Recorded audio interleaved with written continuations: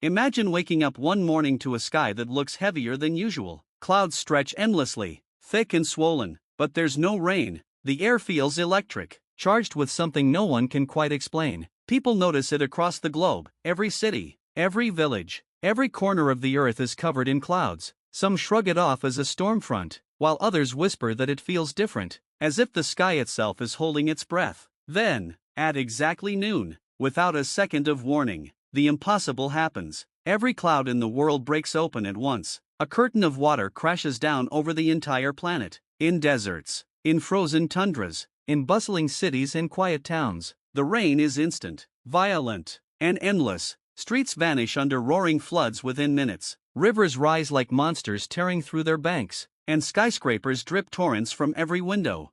The chaos is immediate. Traffic collapses, power goes out, satellites lose signals through the storm. People try to call loved ones, but networks are jammed. The sound of billions of raindrops is so loud it feels like the earth itself is screaming. In places that haven't seen rain in centuries, parched soil explodes into mudslides. In places already prone to storms, the world drowns. Scientists rush to explain it. They calculate that the simultaneous release of all clouds means weeks, maybe months, of stored water unleashed in a single instant. It is not a storm, it's a planetary reset. But the horror doesn't stop there. As the deluge continues, strange patterns emerge. Cities nearest to the oceans are hit first and hardest, swallowed in minutes. Mountain towns are buried under cascades that rip trees from the ground. Survivors climb rooftops, clinging to anything that floats. Drones capture images of entire countries sinking under sheets of water. It isn't just rain, it's as if the atmosphere itself has turned against humanity. Governments broadcast messages, begging people to move to higher ground, but there is no higher ground anymore. Rain falls even on mountain peaks, relentless and merciless.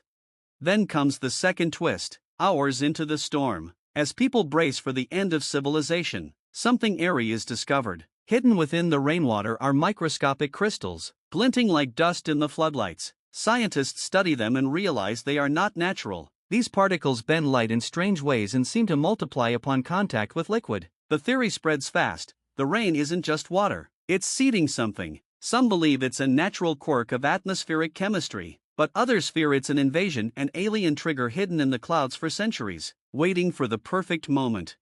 Panic intensifies when survivors notice the water changing. Pools begin to shimmer unnaturally, glowing faintly at night. Fish rise belly up in rivers, but their bodies glisten as if coated in glass. People who drink the rain begin to report hallucinations, visions of skies splitting open, of enormous shapes watching from beyond the storm. Some collapse, muttering about whispers in the downpour. Suddenly, this isn't just about surviving a flood, it's about resisting something greater, something that came with the rain.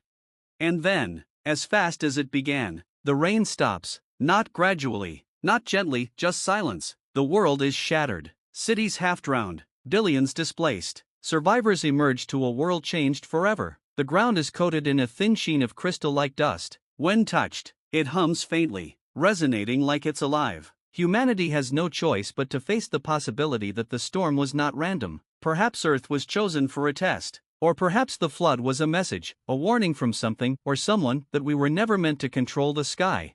The true twist comes days later, when the clouds return. They look normal, drifting lazily, innocent in the sunlight, but now everyone watches them with fear, knowing what they're capable of. And deep inside the shimmering puddles that never fully evaporate, reflections sometimes move differently than the people standing above them, as if something new has begun living inside the rain.